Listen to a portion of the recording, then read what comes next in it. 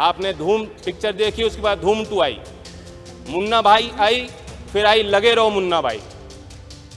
कई बार होता है ना पार्ट 1 पार्ट 2, उसी तरह से अच्छे दिन आई, अच्छे दिन आएंगे। लोग समझ गए अच्छे दिन आएंगे पार्ट 2 है और कुछ है नहीं। फिर कहा चिंता मत करो अमृतकाल है, रुक जाओ। आज कल और परसों का हिसाब दीजिए, काल करे सो आज कर, और आज करे सो अब। पल में प्रलय होगी, बहुरे करेगा कब। उसके लिए ये जल्दबाजी क्यों? स्पेशल सेशन होगा, पहले बताया नहीं जाएगा क्या बिल है, उसके बाद जल्दबाजी में ये लो बिल और पास करो। पीछे जो प्रस्ताव थे उन्हें भूल जाइए। जयंत चौधरी हैं, यस लीडर होते हैं। इससे हाई लेके जाओगे तो आपको मेन रिजर्वेशन के लिए आपके पास आना पड़ेगा सर। मैं तो अपने घर में वैसे भी माइनॉरिटी में हूं। जयंत चौधरी। धन्यवाद अध्यक्ष जी। आज मैं देश सर, की 4 नारी मिनट्स। शक्ति, यस, आज मैं देश की नारी शक्ति के सम्मान में और उनका सहयोग करने, उनके पक्ष में समर्थन देने के लिए खड़ा हुआ हूं। हमें हमारे देश में महिलाएं अलग अलग रूप में दिखती हैं, घर के अंदर, घर के बाहर। खेत में मजदूरी भी करती हैं, खेती भी करती हैं, उद्यमी भी हैं, व्यापारी भी हैं, रोजगार ले भी रही हैं, रोजगार दे भी रही हैं, छात्र भी हैं, वैज्ञानिक भी हैं, एस्ट्रोनॉट भी हैं, खिलाड़ी भी हैं। और राजनीतिक व्यवस्था की बुनियाद से लेकर ग्राम पंचायत से लेकर ब्लॉक तक, जिले तक, हर स्तर पे आपको उनकी संख्या बढ़ती दिख रही है। लेकिन ये कटु सत्य है कि विधान पालिकाओं में जो संख्या उनकी होनी चाहिए थी, जो तादाद होनी चाहिए थी, वो आज तक बन नहीं पाई। और इसलिए आरक्षण जैसे अफर्मेटिव एक्शन को लेकर आज हम सब लोग मिलकर पूरा जोर लगाने के लिए तैयार हैं। आज के दिन मैं चौधरी चरण सिंह जी को याद करता हूं। बड़ी बड़ी राजनीतिक सभाओं में वे ग्रामीण क्षेत्रों में दुर्लभ शौच की व्यवस्था पे भाषण दिया करते थे और प्रकाश डालते थे। आज जातियों में इतने संबंधों में कट्टरता बनती जा रही, वो अंतर्जातीय विवाह के पक्षधर बनकर लोगों को जोड़ने की बात करते। क्यों? क्योंकि वे चाहते थे कि समाज बदले। उनके ज़माने में और आज तक बहुत चीज़ें हो गई हैं, बहुत चीज़ बदल चुकी हैं, लेकिन आगे का रास्ता भी बहुत लंबा है।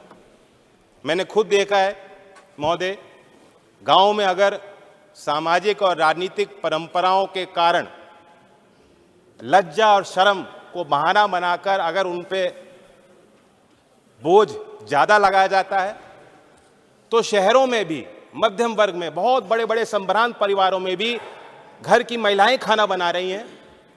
बाहर वालों को, घर वालों को पहले खाना खिलाती हैं, उसके बाद सबसे आखिर में वो खाती हैं, चाहे वो गर्भवती भी हों। और आप समझ सकते हैं कि अगर माँ आखिर में अपने पोषण का ध्यान रखेगी, उसका प्रभाव आने वाली पीढ़ी पे पड़ता है। और इसलिए गुजरात से भी ताज्जुब करने वाले आंकड़े आते हैं, बहुत निराश करने वाले आंकड़े आते हैं जब कुपोषण की हम बात करते हैं। महिलाओं के खिलाफ अपराध नहीं रुक रहे, लाख प्रयासों के बाद नहीं रुक पा रहे। ये हैवानियत क्यों है? उन्नाव हो, कठुआ हो, हाथरस हो, मणिपुर हो, महिला जो हमारी खिलाड़ियां थीं, कितना अत्याचार चुपचाप सहेंगे। अच्छा होता कि आज ट्रेजरी बेंचेस से जो आवाज निकल रही है, उस समय भी आपको उनके पक्ष में बात रखनी चाहिए।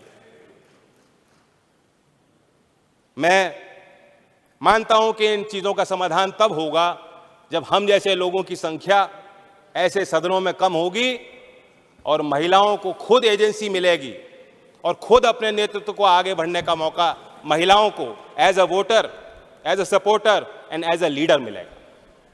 और इसलिए मैं इस बिल का समर्थन करता हूं। बिल के लिए संबंध में 2 ही सवाल है मेरे।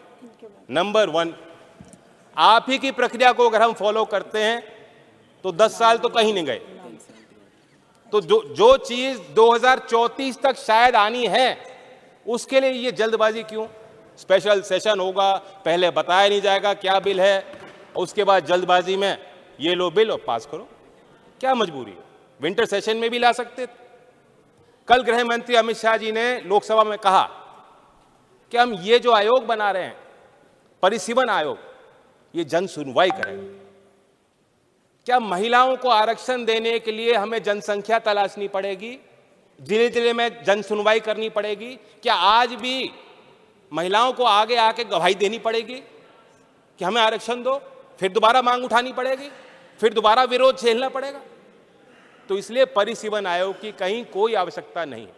और मैं सवाल पूछता हूं कि जो माननीय देश के प्रधानमंत्री स्वर्गीय अटल बिहारी वाजपेयी जी के समय जो कानून आया था, जो प्रस्ताव आया था, जो प्रक्रिया थी, उस प्रक्रिया में क्या कमियां थी? बाकी आगे पीछे जो प्रस्ताव थे उन्हें भूल जाइए, आप वाजपेयी जी को क्यों भूल गए? तो सीधी बात है, लोग समझ गए हैं कि ये रोड़ा तैयार किया जा रहा है, ये अड़चनें तैयार की जा रही हैं। नीति तो ठीक हो सकती है, नीयत में कुछ खोट।